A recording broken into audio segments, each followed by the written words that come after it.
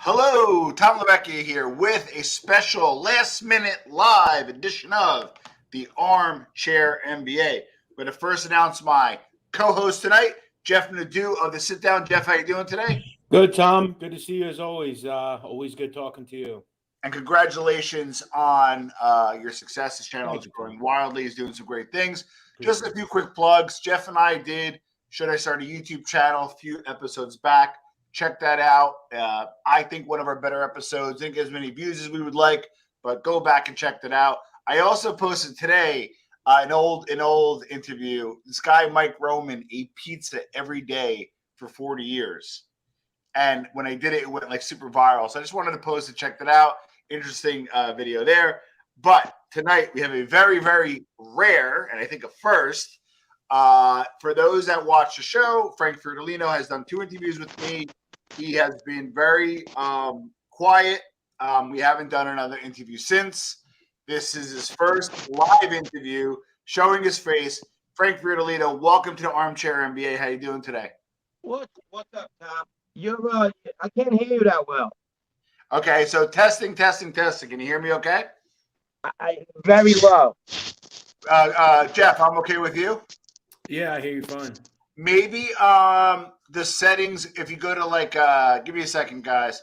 If you go to camera and mic and then go to audio, see if it's, your internal speakers, your external speakers. You can click on it and you can have a certain setting. All right. So the rain in Spain falls mainly on the plain. How do I sound? You're low, but I can still hear you. Go ahead. All right, so I'll enunciate and speak loud. Okay, so Frank, give us a little bit about your background. I know some people might have heard the previous ones. I know you were born in Sicily. Where were you born? When did you come over? Give us a little bit about your background. All right. I was born in Sicily, grew up in Brooklyn / Ridgewood. Yeah. A border town, and that in a mobbed up neighborhood. That's about it. So it's a lot about it, but. No, but that's but in terms of today, people could always go back and revisit our part 1 and part 2. Tom, I don't hear you well. Okay, so hold on. Does he hear? Go back in, man. You know what you do? Log out, right? You go log yourself out and then click the link and come back in. Sounds good. That should work.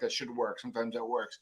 While we're here, guys, you're welcome to ask respectful questions. This is meant to be a live Q&A. Frank tends to downplay who he was and is in the life. Being from Sicily, he had access to a lot of the people, Knickerbocker Avenue, a lot of the Bonannos, Gambinos. He also was a part of the Giannini Crew. I think Jeff and I were on the phone the other day. I think the Giannini Crew is probably one of the most underrated crews. I think at one point, and Frank could elaborate, I think they had 25 hitters at their disposal. Not a joke. A lot of those guys went on to be made men. And right, Jeff, a little about the Giannini Crew, or is that something more you're learning? Yeah, so, the Giannini Crew obviously was running out of Cafe Giannini. It was kind of a Bonanno hangout, and a lot of the younger kids started hanging out around there. They started moving around. I actually did a show recently on Gene Borello, and an individual that killed his cousin, allegedly, John Borello, Vito Guzzo actually was part of the Giannini Crew. So yes, if you ever heard that name, Vito is a pretty wild cat. Yeah. They're definitely feared. And, I think a lot of people looked at them as kind of one of the rising star groups in the young kid group. Yeah. And it's kind of like, again, a lot of the sons that were like the sons, a lot of Sicilian mafiosi. So they kind of would take a lot of the traditions, over, and they were meant to again, kind of rise above. One of the things, Tom, real quick about the Bonanno crime family is they were very adept at always building the ranks at a young age, right? So when you look at people like Anthony Spiro, he obviously had Bath Avenue. He had people like the New Springville Boys, some of those guys. Correct. Then you look at someone like Baldo Amato, who had Cafe Giannini. They were getting the ranks figured out, and they were kind of building for the future. So Yeah, they were definitely. I remember there's a New York Times article I read a couple of weeks ago about them, and it described them as like a scourge of Queens, and like all they do is commit atrocities. Yeah, they were violent for sure. Well, what I found interesting is, and hopefully Frank gets on okay, is it was like three families. I think it was Bonanno, Gambino, and I want to say maybe Colombo because of the Vito Guzzo portion. And it was kind of like a hodgepodge of like different families. It wasn't like, oh, we were the Bonanno family, whatever it was. And number two, like again, you had the Springville, you had Bath Avenue, you got the Tanglewood, but I don't think of any of those kind of farm teams, if you will. I don't think they had many shooters as they did with the Giannini Crew. No, Giannini Crew was like the high echelon of the farm team, right? You know, because you had like the Lucchese crime family and the Tanglewood boys. They were pretty violent. I actually did a video recently, Tom. There I go. I'm back. Hear us now, Frank? Okay, can you hear us better? Yeah, I got you. I'm good. All right, okay, so we'll kind of chit chat a little bit here. Some fucking guy was trying to call me. He knows who he is. Fuck. I'm on a show. Hold on, we're gonna get there. So finish your thought, Jeff. You were saying. Yeah. So I did another video recently on a guy called Fat Patty Catalano, and he was a Colombo guy, but he was from Middle Village, and I know at one point he was involved with who we were talking about, Guzzo. At one point, right? He was in a kind of an issue with him. Well, really quickly, what happened? This is kind of a funny story. Fat Patty found out through Guzzo and a couple other people there was a drug dealer, kind of this whiz. Yeah, his name was Adriano, this drug dealer. Go ahead, I know the story. You know this story, okay? Perfect. Of course. So this individual claimed that he could spot bugs in a club. Yeah, right? He was a crackhead. Yeah, so. Fat Patty, older guy, he gets believing that this guy can do this. So he pays him this money and he ends up getting pinched. And, basically Catalano says, what the fuck? You need to come take your beating like a man or we're going to have you killed, basically. Right. And the kid went and got his ass kicked. And I think Vito Guzzo beat him with a fire extinguisher, I believe. That's correct. At the club. Kind of crazy. Yeah. So you probably know more about it than me. Yeah. Well, what happened was, so there's this kid Adriano. He had this like little device he bought at the Radio Shack or something like that. He said it detects bugs. And the go-between on that was this kid named Anthony Tabita that was pretty good with Vito. They were close. Actually, they were involved in 3 murders. Anthony flipped on Vito. One of the reasons Vito's doing a lot of time is because of Anthony. So anyway, Anthony gets this kid Adriano, who he grew up with, just started doing hard drugs, and he brought him to Vito. Vito goes, "Are you sure you know what you're doing?" He said, "Yeah, I know what I'm doing." Patty Catalano had the club in Middle Village. That's correct. So he gets him to go over there, and they said after he was done beating his ass, there was about an inch of blood on the floor. Wow. Yeah. Well, the bug obviously didn't work. Didn't detect shit because there was actually a real bug in the fucking club, and that was it. Wow. So and he did take his beating like a man. Give him respect for that. Let's jump into it. Obviously, Jeff and I are book guys. You lived it. Give us a background. Who was the Giannini Crew? All right. I've said this before. The whole Giannini Crew title was given by Jerry Capisi. He was popular doing that in the 90s. He would get all these little gangs or affiliate gangs. And that's another thing I want to get to. Yeah. These minor league gangs been around forever. Yeah. Murder Incorporated was a minor league gang, if you really want to talk about that. So what he did, he was sensationalizing at the time these crews. And he did that with the Bath Avenue boys. He did that with the Tanglewood boys. And then he did that with the kids. I call them kids because that's what we were at that time, 19, 20, 21, 22 years old. And he gave us a title. But that's after everybody got arrested. And who were they? A lot of them were sons of drug dealers who were away. A lot of them were like, in my case, my uncle, my family was involved. Yeah. I mean, the core of the actual kids who grew up together and became doing all these drugs, we were maybe good 25 to 30. Now altogether, we were probably good 60. Damn. How would you say? How would you say? You know, you talk about the Beth Ave, Tanglewood. By the way, I'm on my presence. I just came back from the gym. No worries. Happy to have you. This is a last minute thing anyway. Of the 60 or of the 25, you guys are pretty deep. How would you qualify how many of them were hitters or serious guys of that crew? How many guys would shoot you? Well, good question. Maybe 15 or 20. That's a lot, even for that time frame.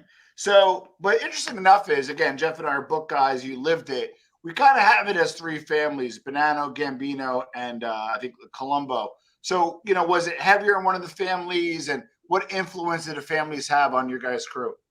All right, heavy.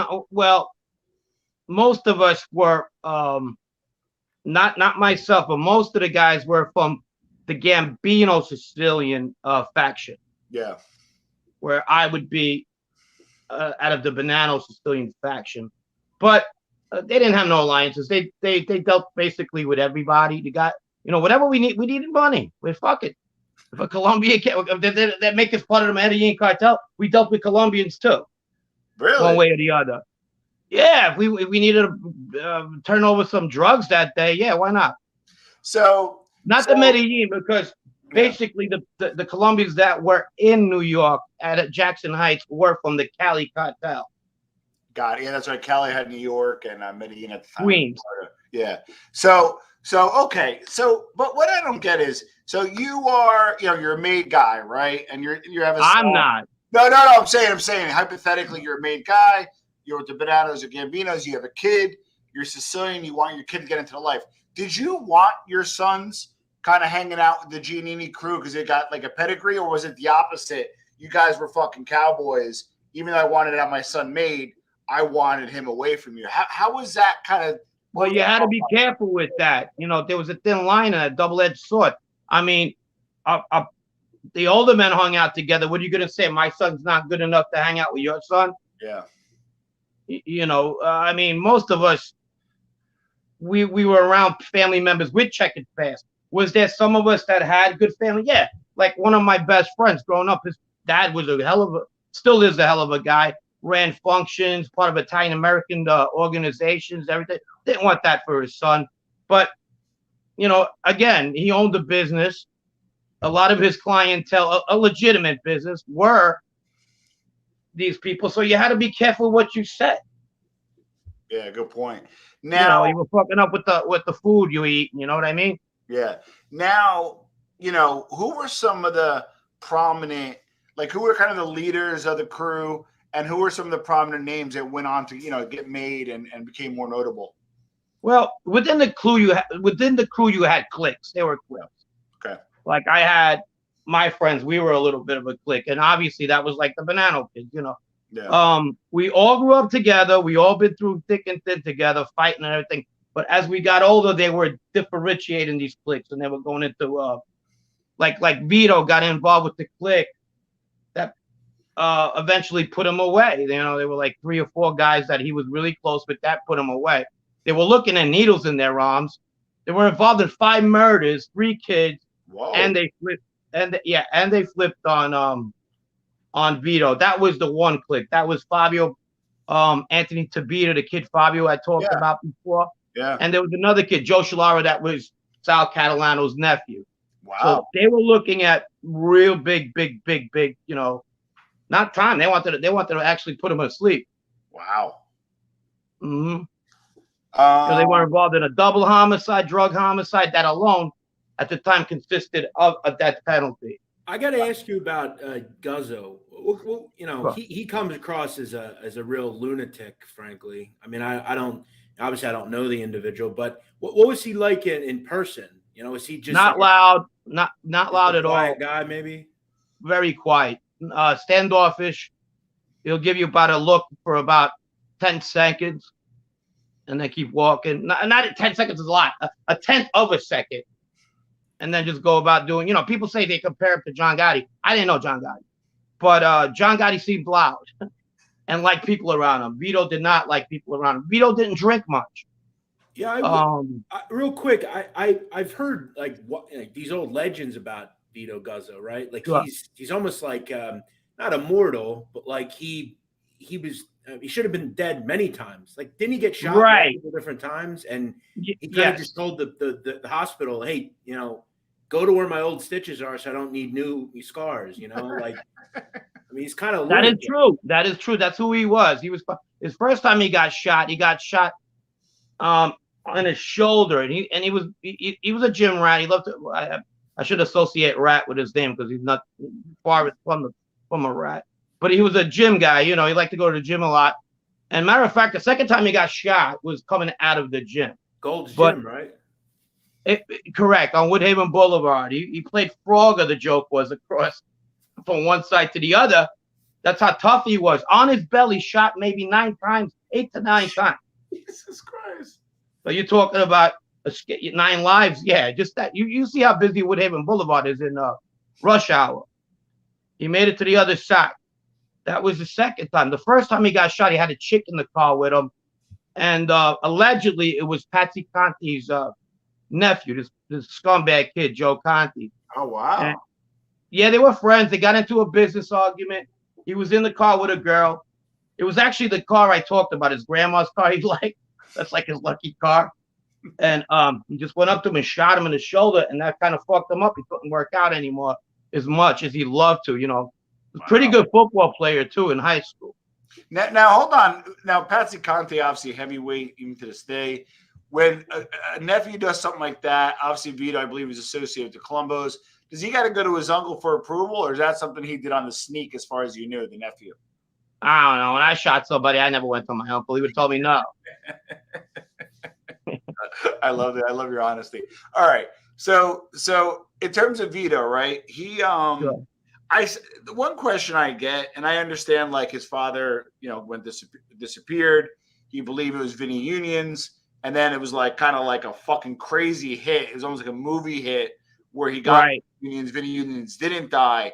What I don't get, the Colombos, we can argue, are probably the most serious family in terms of killing people. They have no problem doing it. Back to farm teams, the best farm teams in the game.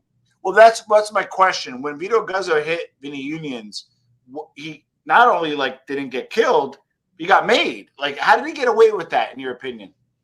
I think there was animosity towards the Arena faction that they didn't give a fuck. I think that was like the inside thing among Persico loyalists. Like, fuck them. You know what side they were on, or this and that. That one. Look, that's what got Wild Bill killed.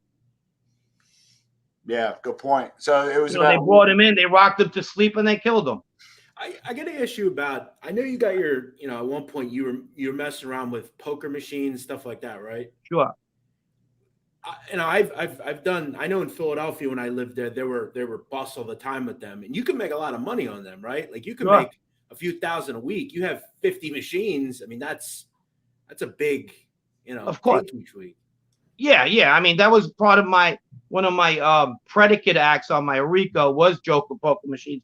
And mind you, I only supervised them, and that means I worked at a place that I either paid you out or whatever. Therefore, I caught a rap with that, among other fucking predicate acts I caught. But the guys who actually owned the machines, it was a big deal because that's how much money was made. It was part of almost everybody's RICO in the 90s. Every family had a controlled device, a gambling device charge on it. Interesting.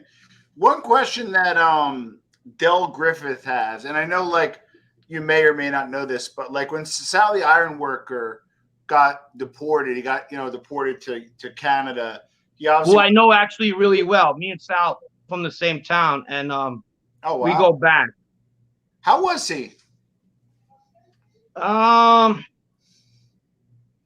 He was a working type of kid. Somebody inducted him into the family on the money end. He was an earner. He was good. Kept his mouth shut. We knew that. Yeah. He was old fashioned. He came here later in life, in his teens. Yeah. He was a good kid. I was surprised he got into the life. One day he just showed up and they told me he got made. I was like, what? Yeah, and the guy who brought him in, it was funny. It was, God rest his soul. He was not a bad guy. The guy who brought him in, he started metamorphosing into this guy. This guy had a very, very charismatic way about him, the way he walked, the way he talked, the way he whispered, and he started acting like him. And this wasn't the Sal I knew. It was kind of weird. It was an inside joke. I go, look at this fucking guy. Well, okay, so the question is, and I was kind of wonder this, probably Jeff probably did as well, is when he got deported, he actually got deported to Canada. He wanted to take over the Rizzutos, and he winds up getting killed, right? So the part I don't get is at the end of the day, on Thanksgiving. Yes, but what I don't get is at the end of the day, and now this is different now. Now Canada is really strong, in my opinion. I think stronger than the Five Families is another discussion. But for that time, he's a Bonanno boss, goes up north, gets killed, and the Bonannos don't retaliate. You kind of knew a lot of those guys. Why do you think they let it go? Yeah, the Bonannos at that point were in shambles. I think Vinny was actually boss for how long? Vinny Gorgeous. And then they just put this kid in. It sounded great in a mob fairy tale. Costello Marie's guy. We're going back to Sicilian. He's our acting boss. In 1931, it probably would have been a good idea. But good point. Now, one thing is critical because you kind of saw the good, the bad, and the ugly. Talk a little bit about how Messino actually kind of restored the ranks post Rastelli, and then talk about how it quickly declined, not just by him ratting, because the Bonannos had a tough go. So give us kind of the rise and fall from your perspective. Nepotism kind of like fucked everything. He had control. He knew he wasn't going to get whacked. Anybody who gave him that kind of like, if he felt somebody had that kind of power on him, they were gone. The zips that were left were money guys. They weren't violent guys. Yeah. But that's the thing. We talked about I'm trying to answer your question. Sorry. Yeah, so the nepotism thing. He started making kids and guys and that were related to other made guys, sons, nephews who were earners, figuring these guys are getting a little older. They die. How are we gonna get a hold of their money? It was a money thing to them. It started becoming a business. Yeah. And that's exactly what happened. Didn't he also believe that if he were to get sons in, they would be more or less inclined not to cooperate? Because he thought he had you by the balls. He has your kid. Yeah. But he wasn't ready for about the whole family's flipping. Let me ask you, Frank.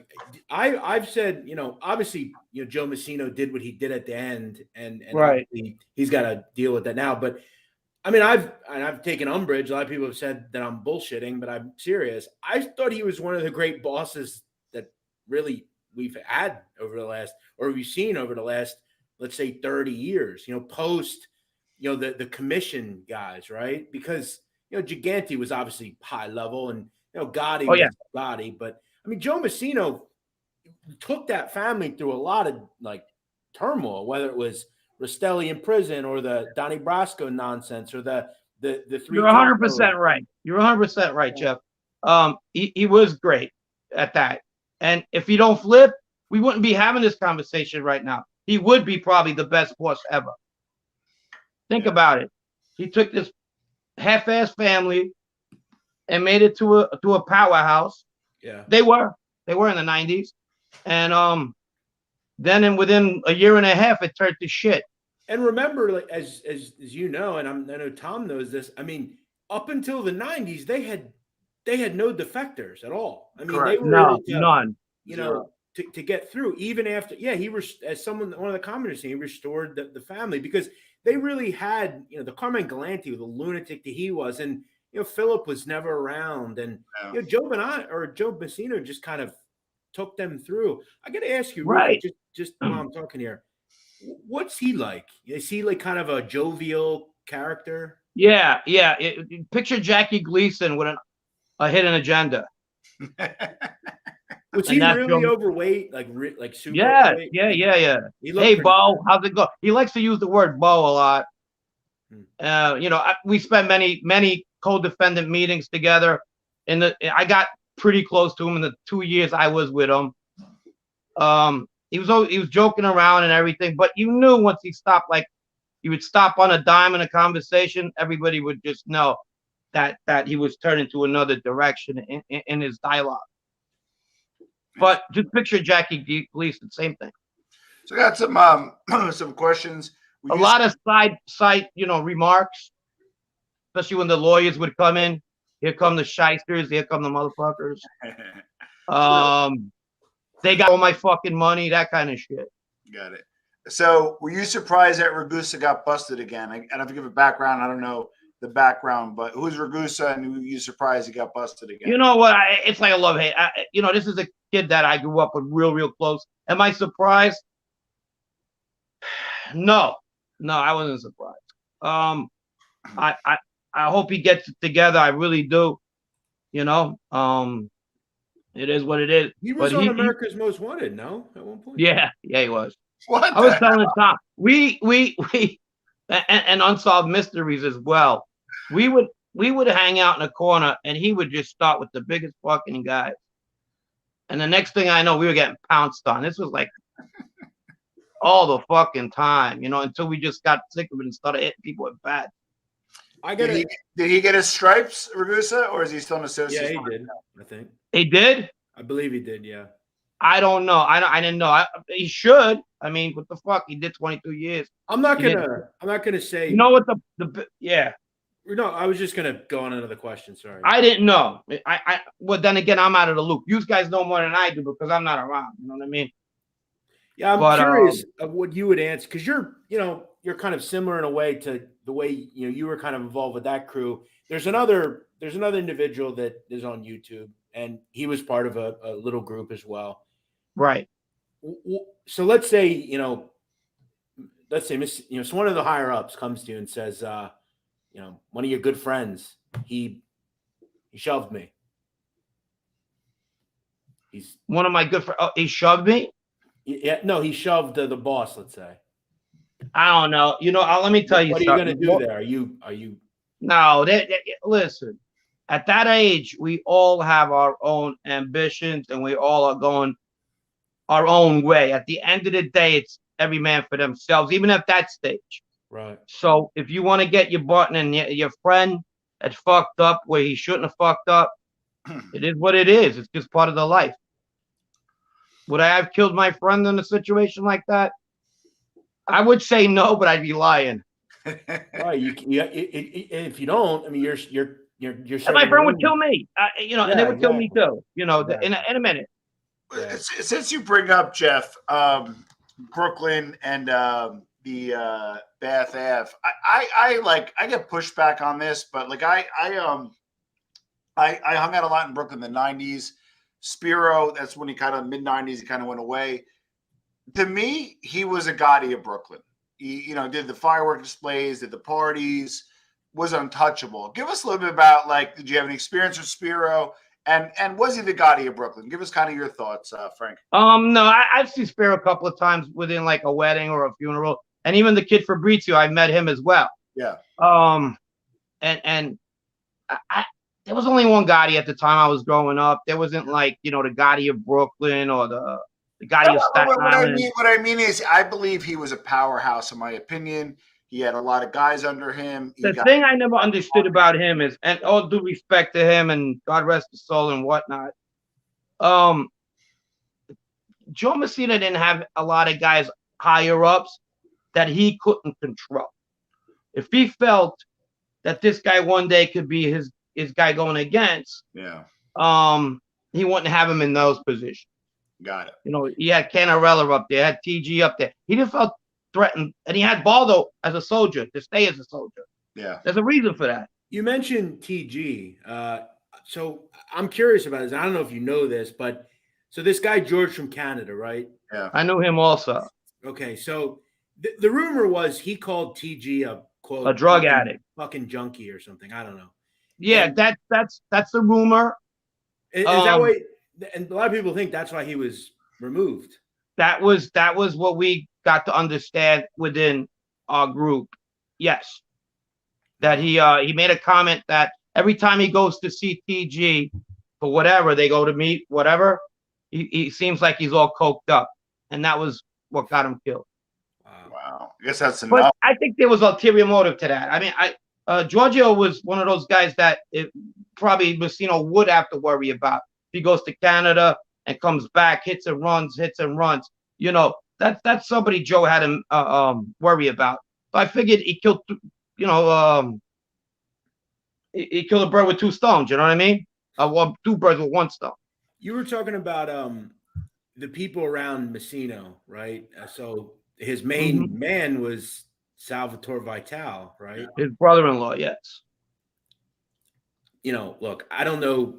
I know way more about Messino, but something about Vitale always it rubbed me the wrong way. He seemed like there was something going on with him. Tom, do you get that feel with him? Like if you found out I'll tell you he was a something cop, about him. if you found out he was a cop the entire time, Tom, would you be surprised? No, He that's was a why. correction officer. Right. How does that not preclude him from? That's big. You know, Sammy brought that up. That would have got Joe killed at one time for sure. Yeah, I mean, you're bringing up. You know, he's a cop, and you're making him your underboss. Yeah, that's what I don't understand. But Joe pulled a lot of moves. He was a ultimate manipulator. He was really good at it. Back to Sal. Sal ran the family while Joe was in jail. You know that. Yeah. Oh, wow. And he ran it, and that was for like a good 6 to 7 year span. He committed like 3-4 hits during that time while Joe was in 3 or 4 while Joe was in prison, and he was getting dirty. The only problem with him was it seemed that little things affected him. You know, and he started bullying his guys too. Like Tony Green, for example, hated Sal Vitale. And they were always lobbying for Joe's love there. You know what I mean? They hated each other. Sal was abusive.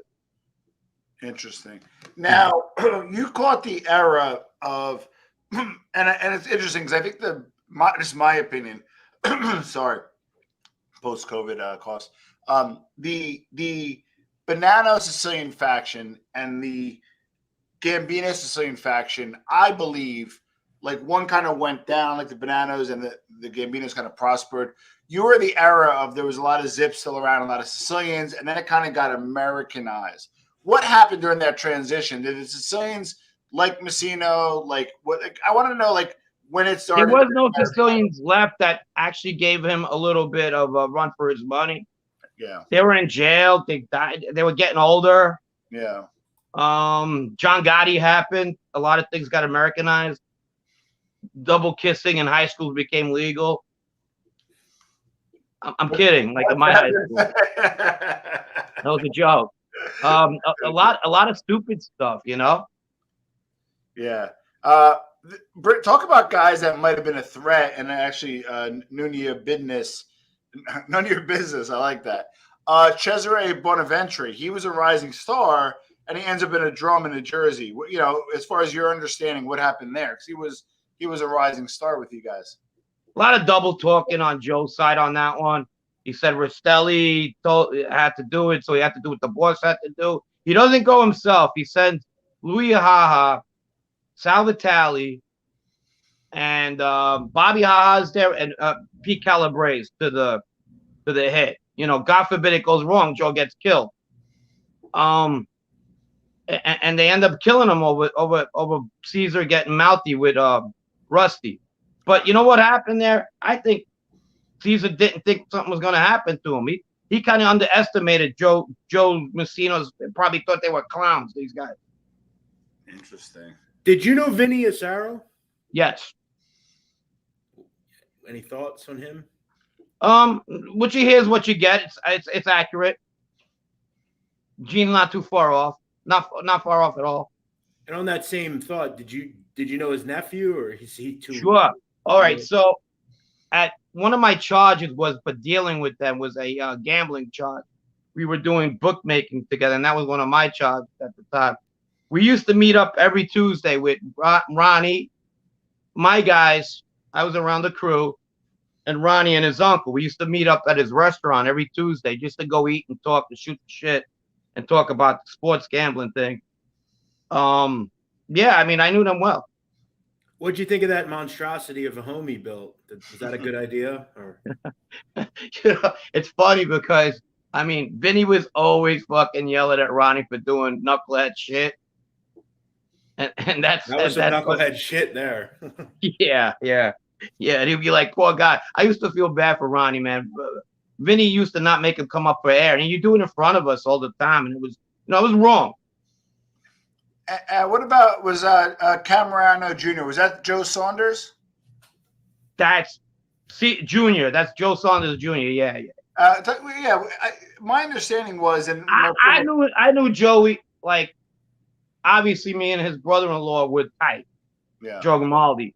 But Joe, I knew, like, just being around. He was a nice guy, real nice guy. As far as like on a organized crime level, nah, I really didn't do anything with him.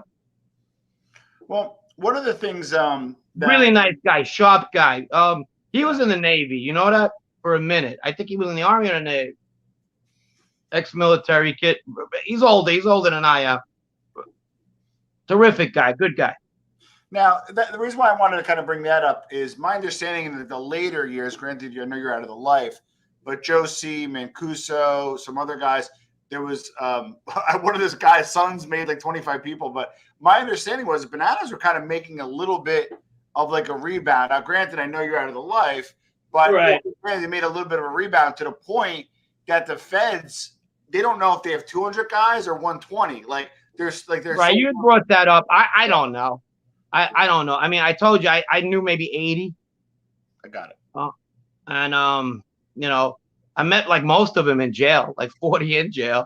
Yeah. While the whole debacle was going on, Hey, so Frank, like, your sentencing, you said the mob is, quote, a farce. What do you mean by that? Well, at my sentencing, I've learned 3 years prior that Joe was became a rat. Okay. So I mean, I was surprised. Of course, I was surprised. I'd be great if I told you I was, and I said I called that one. That'd be total bullshit.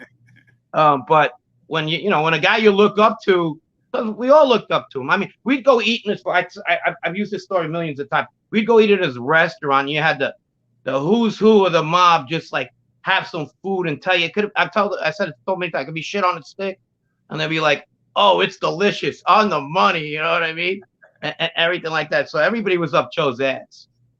I mean, some guys we didn't even see him. We had fucking. They were just so far up the ass, Let's say I look over and I walk him in, Joe Messina, right now, and he sits down in the chair.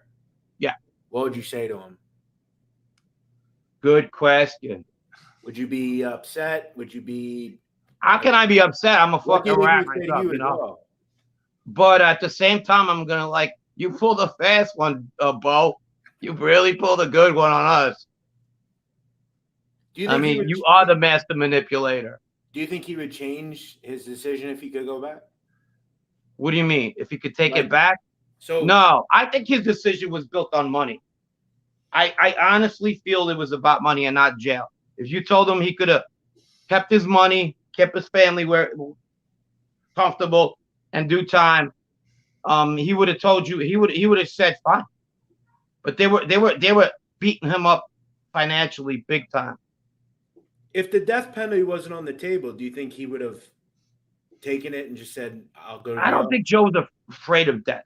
Okay. I don't know. This is my opinion. Right. I think he was more of a money guy than kill me guy. Yeah. Where Sal was different. I feel that Sal knew what he was gonna do the minute he had cuffs on him. I felt that he already knew. He had so much dirt on him that I know my get out of jail card is my brother-in-law. I felt that. Not to steal all the questions, I'm just kind of building off of one thing. Do you think they communicate now? No. You don't? There was so much hate. There was so much unbelievable hate. I mean, his wife might, because that's Sal's sister. Sure. But no, I don't see Joe talking to him at all. Hated him. Called him Fredo for a fucking year. Really? Wow. Oh God, every fucking time. Maybe as we were talking about earlier, Sal Vitale was probably not someone that should have been in that line of work. He was probably some of this should have been precluded. And from what you're, kind of saying, and from what I've heard, it's not like Sal Vitale was particularly liked by a lot of people. I mean, from what I'm gathering. No, he wasn't like, but you know what? Excluding the fact that you did not know he was a cop. Now, if you know it, obviously it's a game changer. He put work in. He did what his brother asked him to do. He was a good soldier. Hey, Tom, there's a lot worse soldiers than him in the mob, believe me. Sure. The thing was, I just felt that he knew he was gonna. People go, "Oh, all these rats, they know they're gonna be." I was 6 days before trial. I tell everybody that. If I knew that was gonna be my decision to rat one day, once I got caught, because there would have been 10 people dead, because I hate about 10 people out there today, and there'd probably be like fucking loads of coke somewhere that I would have got rich on. You know what I mean? No, that wasn't the case. I never want, So to all those people who think these guys know what they're going to do before they get caught, they're out of their fucking mind. Good point. Obviously I ain't going to kill nobody. That was my last life. That's where it was. Can I? Yeah. Will I? No. Right. Let me ask you, so I did a video recently and I got a lot of shit for it, but like, to me, I talk about the mob and I thought I was fair with the guy. What did you know about Gene Borello? Did you know him? She's younger than I am. So yeah, sure. When I got locked up, G must have been 17. Yeah. He reminds me a lot of myself. I think he's a little crazier than I was. Right. It depends who you ask. I don't know. That I think he was. I wasn't keen on pointing guns on people who went to work all the time. I couldn't fucking care about, if the guy was in the life or somebody was in that. It's just, I don't know. I was a little different. We're wired differently. Right.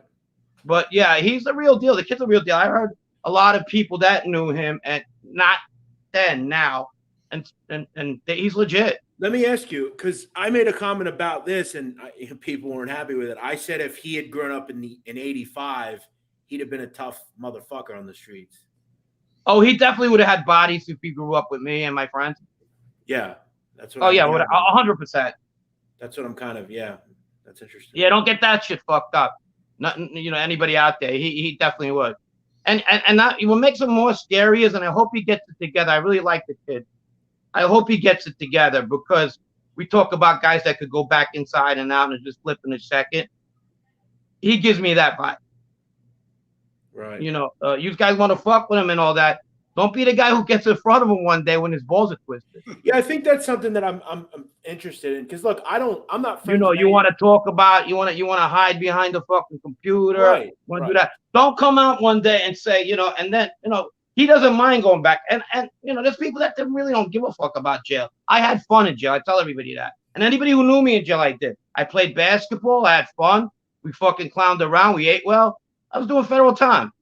I didn't like it 27 years work. But some people, sometimes it's about principle. And if you get your fucking balls twisted enough, you're going to do what you're going to do. How long did you do, Frank? I did 6 years. That's it. Where were you? Can you tell us? I was 3 years in population, and I did 3 years in these WITSEC units. Right. I was with a couple of celebrities, Rayful Edmonds. Really? Were you really? Yeah, Rayful was a good guy. He's one of my favorite inmates I was with. Huh? Did you know him well, or? Very well, yeah. He was the best. I like to play ball. I like to hoop. And it's a funny story. The best hooper, the best baller in the yard was the guy who didn't play because he didn't like confrontation. That was him. Excellent ball play. I think he went to Dunbar in DC. Yeah, he did. Yeah, but really nice guy. When he talks, he sounds like Mike Tyson. Did he ever tell you? I'm sure this would never have come up, but did he ever tell you the John Thompson story or no? Yes, with Alonzo Mourning. Is that valid? Yeah, no, I talked to him a lot. We used to talk all the time. We had a lot of common interests. Basketball was one. So I want to tell the story if I can, Tom, real quick. Yeah, please. So Rayful Edmonds was a big-time drug trafficker in Washington. He was making millions of dollars a month probably. And he was a big basketball fan, as Frank's talking about. And he used to go in the 80s to Georgetown games. They were great. I mean, they were like a national title contender every year. John Thompson was the coach. Rayful used to sit in the front row. And John Thompson found out that Rayful was hanging around with different players, out on the town. And John goes to one of his people, go get that motherfucker and bring him in here. I want to have a talk with him. And he said, he ain't going to talk to you. He's a drug dealer. He ain't going to talk to you. And John said, I don't give a shit. Bring him in here now. I want to speak to him. And according to people that know, Rayful went in, and for like an hour, John just ripped in him and said, if I ever see you near one of my players again, that's that. Holy shit. And according to people that know, Rayful never went to another game after that. Rayful didn't, out of respect, though. He had And it respect, didn't go right. down.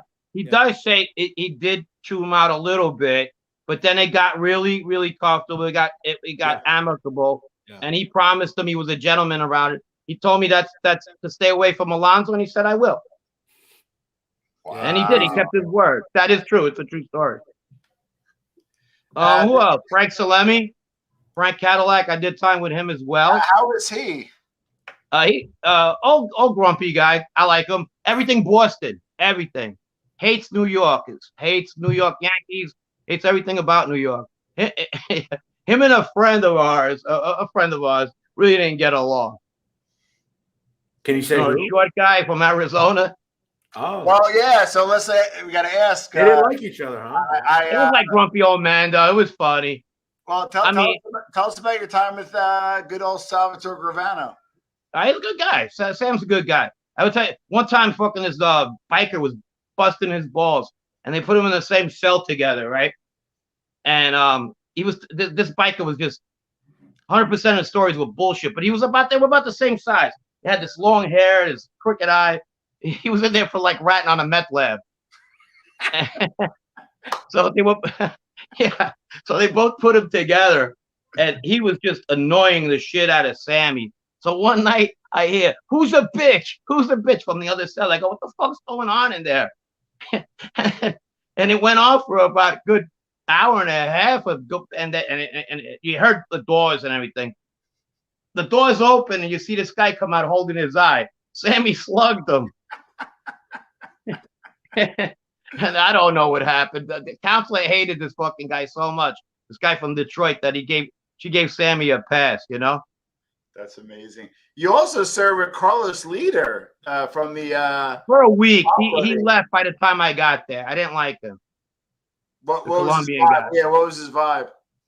Believe it or not, he was fucking just constantly putting kites on the freaking correction officers' doors. If he didn't like something, the food, he complained about it, writing writs all the time. And he was a little flamboyant, if you know what I mean. Got it. Whatever. So did you know? The answer to that is I just knew Fabrizio. You just knew Fabrizio. Okay. And one of our mutual friends, tell us a little bit about A-Light. A-Light is who A-Light is. I mean, there's no bullshit about that. I mean, I like everybody who wants to call him this, that, and tell him to his face. Tell him to his face. That's all I got to say.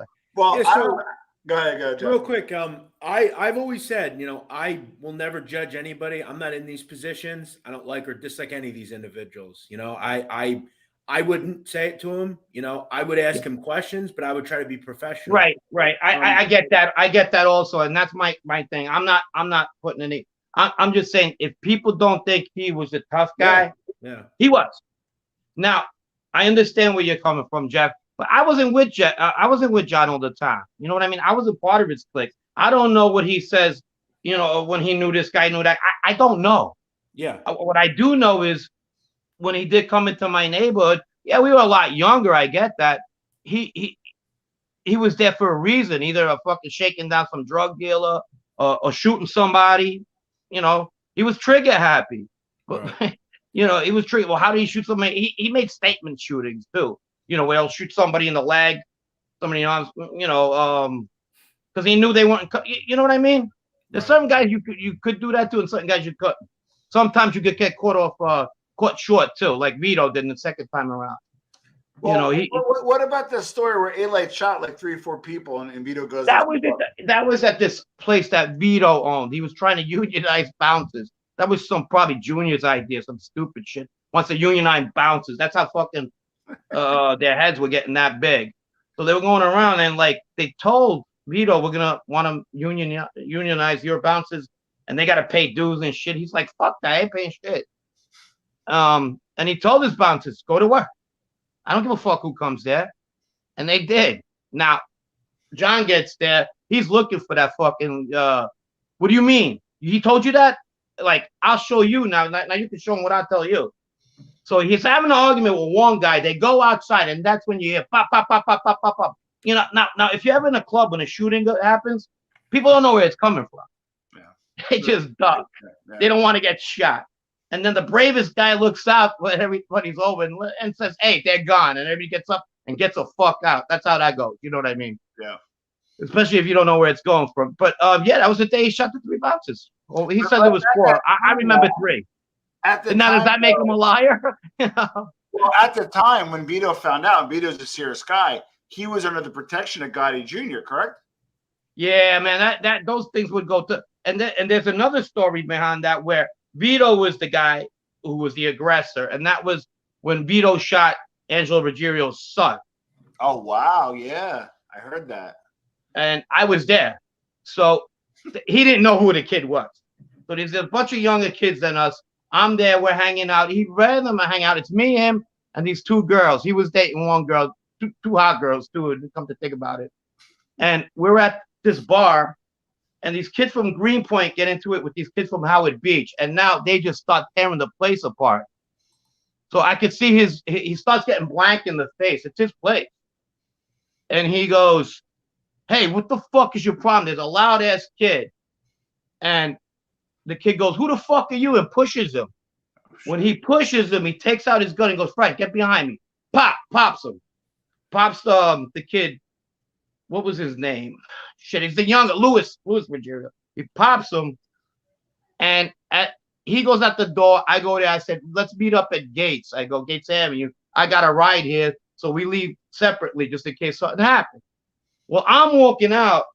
I find out who it is. Oof. And this kid did look like his brother, and I knew his brothers. Like his older brother. He looked like more like the middle brother, but the older one who passed away was a real nice guy, John Ruggiero. I remember him. I think he was alive at the time too. So I go up to Gates and I go, "Hey, listen." I go, "I got some bad news." I go, "You know who you shot, right?" "Who?" And he just turned fucking white. You know, he turned white. He was like, "What the fuck?"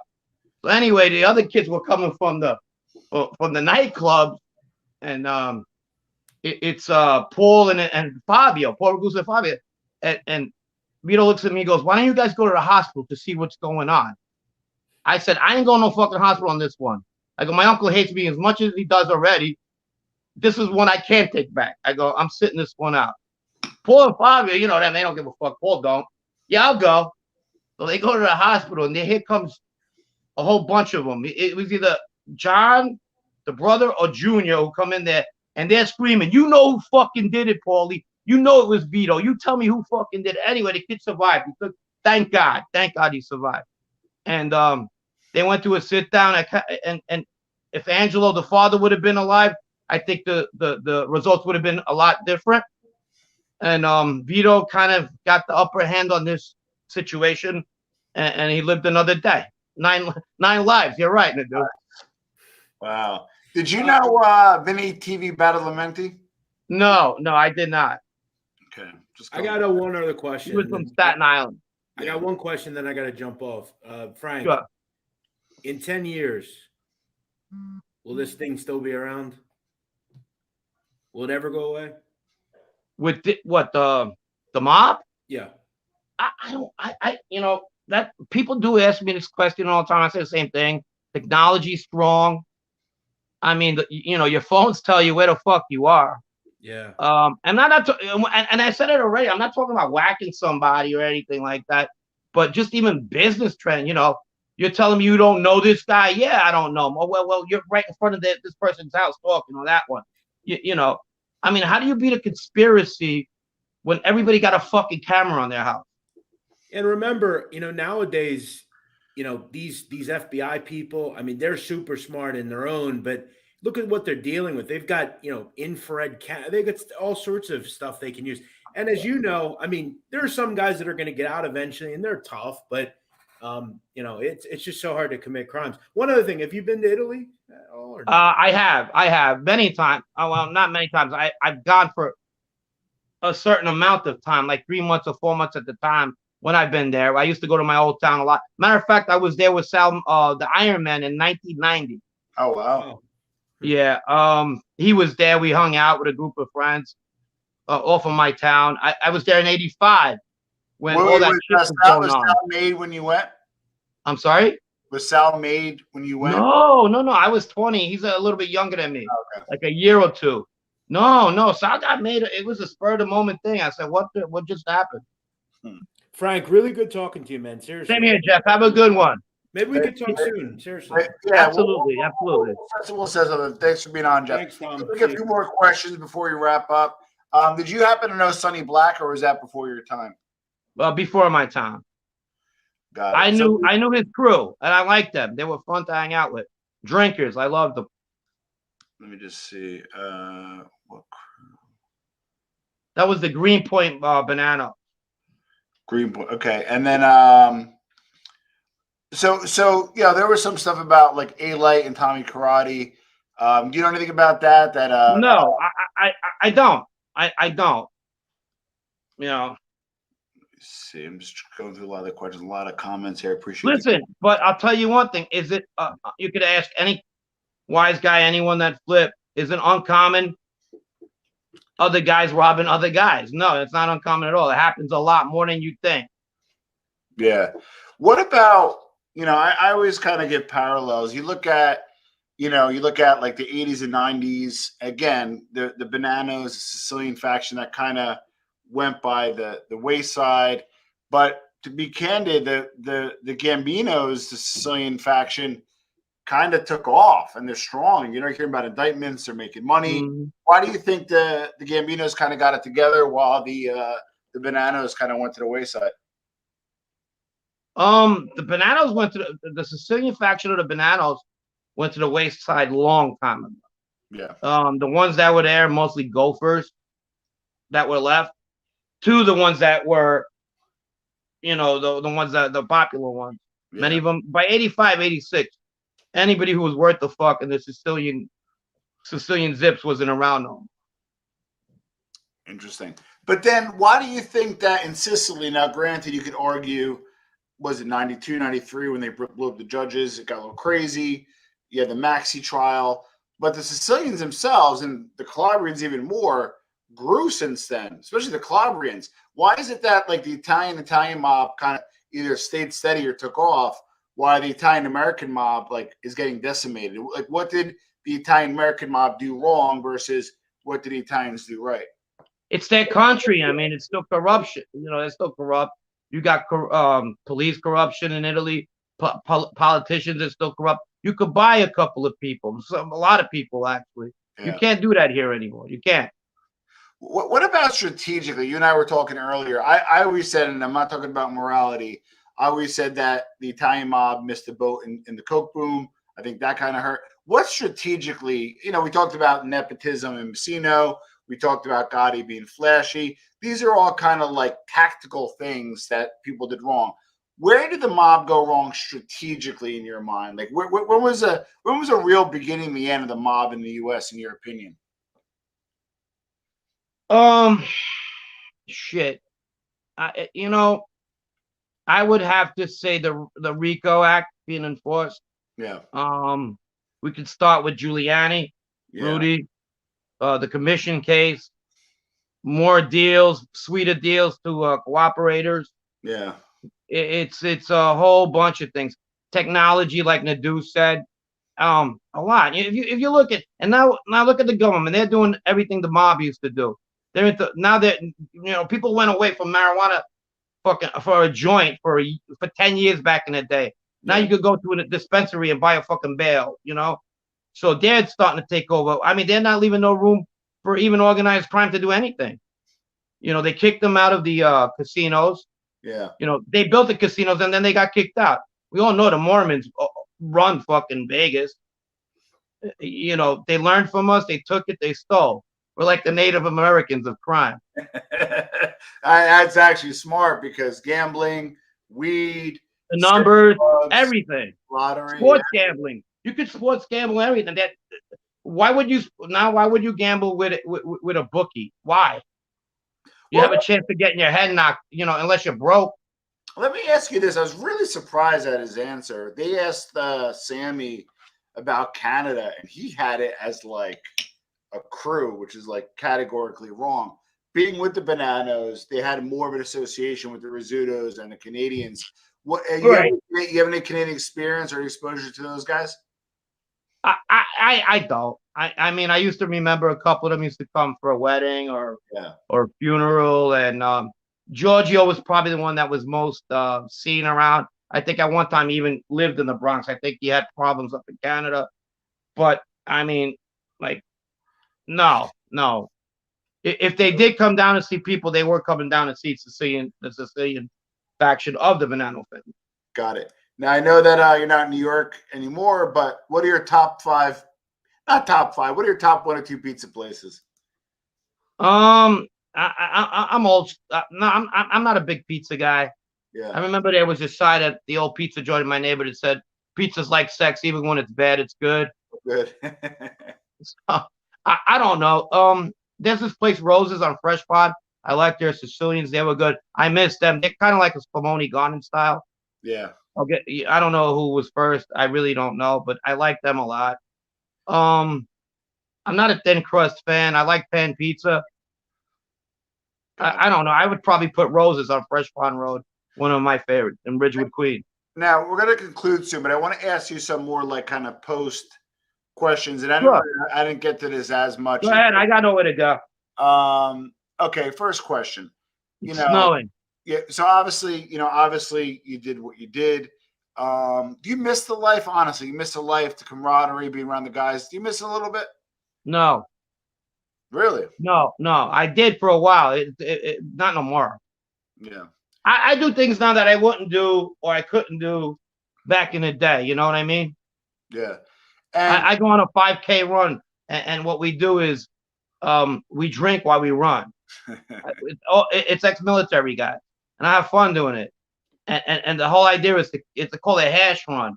We chase somebody for a mile. We'll never catch them, but it always ends up in a bar. And I do that twice a week, 3 times a week.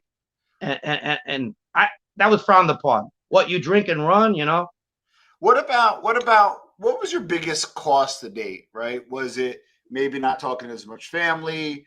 Was it you maybe getting rooted from your culture in your area? To you, obviously, it looks like you're comfortable with your decision. It looks like you're living a good life. What was one of the bigger costs or biggest costs associating with doing what you did? It was family for a while, but now I don't really care. That was bad for a while, a long time actually. Yeah. But it is what it is. You know what I mean? What's your take? Because I know I got new family now, and that's the way I go. Yeah, I mean, you always got to adapt. And I know it's a little odd because like you're very open. You admitted you informed and you're really open about it. But you also I not that I'm not justifying anything, but Right. I think you were less offensive than a lot of others, right? So I think it's fair to say, what's your take on like the whole mob tube thing? Jimmy and even my former co-host Panisi. You have I don't have any. I don't take them seriously. What is it to be? What are they going to tell me that they know about the mob that I already know? Yeah. I mean, it's like I could listen to Sammy and then that's another thing. Oh, informers this, informers that. I don't listen to that. Where are you going to get your mob? Where are you going to get your mob information from? True. Guys that are in the life, they're not going to talk. You're going to get it from people that are informers. So if you don't like it, don't watch them. Don't watch us.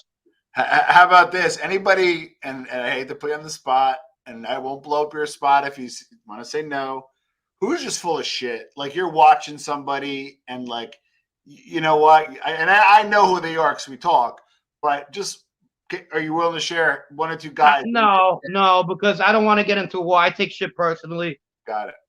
I could knock on your door one day. Yeah. If it gets really personal. Yeah. But I'll tell you this: 4 out of 5 of them. What's that? 80%. Yeah. 80% of them are full of shit. Wow. Yeah. I mean, but you're right. How do you get first-hand information if you're not going to do, the informant thing? What about and Jeff brought some good a point. historically the mob has been very adaptive, right? Like, whether prohibition and went legal, they took it over. And we talked about, like, you call the Native Americans for organized crime. That's bad to say because I feel bad about Native Americans, but nevertheless. They stole our shit. I think we want to get paid back. Yeah, so what do they say? Pioneers get slaughtered and settlers, prosper. But there's some truth to that. Just why didn't they adapt? Like, why didn't they get into cryptocurrency? Why didn't they get into? They do. The smart ones do. No, the smart guys do. It's the brokesters that are still around. The guys who want to impress, like sit downs. I've heard of more sit downs in the post John Gotti days than fucking. I don't know. There's one guy that's had more sit downs, and I'm not going to mention his name, even though you know him. He's had more sit downs than Babe Ruth has home runs.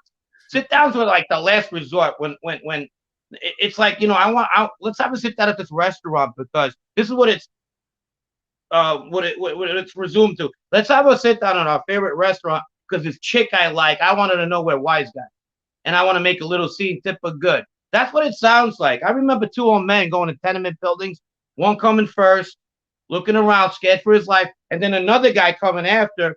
I turn around because I don't want to watch this. They go into fucking some place in Knickerbocker Avenue, come down, and that was probably a sit down. Sit downs at one time, that you're giving. You're now. I mean, you're. It's there's a problem when there's a sit down. There's usually a problem. 80%, 85% of the time, there's a problem. The other 15% might be over money, and nobody likes problems, so they want an amicable resolution. And if you could avoid a sit down, you do. But now it's like, well, we went to a sit down over my girlfriend who couldn't pay her rent, and her landlord was being a scumbag. That's what the mob is. I don't know. Yeah. And isn't that a red flag when a guy fucking just goes to so many fucking sit downs? So you go, what the fuck's this guy's problem? He's making enemies time after time. Now you get somebody like Sammy. He was an expert. He was expert at. And John Gotti didn't understand what he was saying when he was on. I don't think he did. When he was on tape saying, Sammy goes to every sit down and he wins. You know why Sammy went to every sit down? Because he wins. Because first of all, he probably wasn't his sit down. He went to get a peaceful resolution, amicable, and come out friends. Unless the guy was being a total fucking jerk off. You had one with Louis DeBono. You ever heard that story? Where he wanted to rip his fucking head off. And he was right. But for the most part, he came out looking good. He came out like a man's man at every sit down. And that's what it was. Now, if you get John Gotti sit down, this is how it goes. You don't tell me what to do. I'll tell you what to do. And Sammy had a different style. He was old school. He learned from the best. He really did. And a lot of stuff that people he sat down and listened to, I can remember listening to my guys too. The guys that mentored me, and they were really good. It's just I didn't listen. I went in one ear at the other. But now looking back, they had great advice. What's like hands are the last thing you want to use. Yeah. Violence. We used to hear that a lot. So unless somebody touches you, and then you can kill them if you want. Go ahead. Yeah. We're going to be wrapping up soon. A few more questions and we'll wrap up. What's your biggest regret looking back? Regret? Oh, I don't know. I don't know. Yeah. I don't know. Regrets. Fuck. I don't know. Where I am today, could I have gotten this way if I didn't flip? No, I like who I am. Yeah. Yeah, regrets. I don't know. You can't look back. That's number one. Yeah. That's been my thing now since I flipped. Don't look back. It's past to the past. You can't take it back. It's water under the bridge. We go forward. How about your old crew? And you don't have to say any names. Anybody make it out, like maybe got made, not in jail, successful, or maybe went in the business, maybe illegal or not? Like, you're talking about a lot of guys who got shot, who turned, who this, who that. Did anybody kind of like your old crew make it out and actually prosper even in that life? Yeah. There's guys in the life that were part of that crew. I said it before. I think there's like 8 or 10 of them that are made. But they're smart. They're not gonna get caught. They're not gonna get caught with bullshit. They've learned. They've learned from idiots like me. They've learned from other idiots around them. But they're out there. So I think they're smarter though. I would hope they are. So I asked the same question to Sammy. You could have dinner with 3 people, dead or alive. Who are they and why? Oh, I answered that last time. It was John Gotti. Last time you had me on, but I forgot about Carmine Galante. I think I would have liked to have dinner with him. That'd be cool. You know, he was on. We're from the same town. We did grow up American. We were American. He was on like 60 Minutes. Huh? He was on 60. You Google it. He was on 60 Minutes. Minutes. That was Cohen's idea. Yeah, that lawyer, a superstar of a lawyer. I don't know why he had him doing that. He was talking about peppers and tomatoes and growing and it was just a farce bullshit, but it was funny though. That's the first time I got to listen to him talk. Who's your third? Third. Shit. I don't know. I mean, I would have said Sammy actually, but I know him. I've sat down and ate with him many times, but fuck, I don't know. I can't think right now. I don't know. Who's yours? In the life, I would want to sit down. Wow, that's a good one. I'd want to sit down with like Luciano. I even went to La Cata Fridi when I went to Sicily. I'd love to sit down with Luciano. You got to think I'm nuts, Totorina. The guy. No, he's one of mine. He's one of mine. Have like in the Maxi trial when he sat down, he basically is like, I'm a man of honor, but Bruschetta's a bad guy because he's a womanizer. Meanwhile, this guy like put people on the acid. So like just to Bugsy Siegel. I like Bugsy. I wouldn't mind Meyer Lansky rounding it out just because he had like the business mind. He wasn't Italian. He kind of navigated in an area that he navigated well. So those are my 3. I was more into the violent guys. I'm sorry. If we were talking about the Planet of the Apes, I was more of an ape guy than a scientist ape. Yeah. So what are you working on? What's next? I know some stuff you can't disclose. I know you're working on some good stuff. But what? We're actually debating a podcast show. That'd be cool. Yeah, which is based on a 60-minute show with news and guests, and then about 20-minute mob bullshit. Yeah, that's what I used to call it, John. Whatever. We have anybody on the show, make it a little bit entertaining, from lawyers to strippers. I don't know, anything, and make it entertaining. I like laugh. I like comedy. Yeah. No, we talk all the time, and over text, I'll be sitting there, I'll be laughing. My wife's looking at me like big picture of Fredo on the back wall. I love it. Why not? I love it. So listen, calling him Sal Vitale. That's true. He hated Sal. Well, I mean, one of the things is, and again, I don't know, I go down rabbit holes like we all do, and just the bananas always kind of somewhat fascinated me. I think that, like you said, if Messino comes correct and weathers that, they would be the Genovese right now, and just whatever reason they went from 0, informants to having pretty much their whole administration and their whole capo regimes.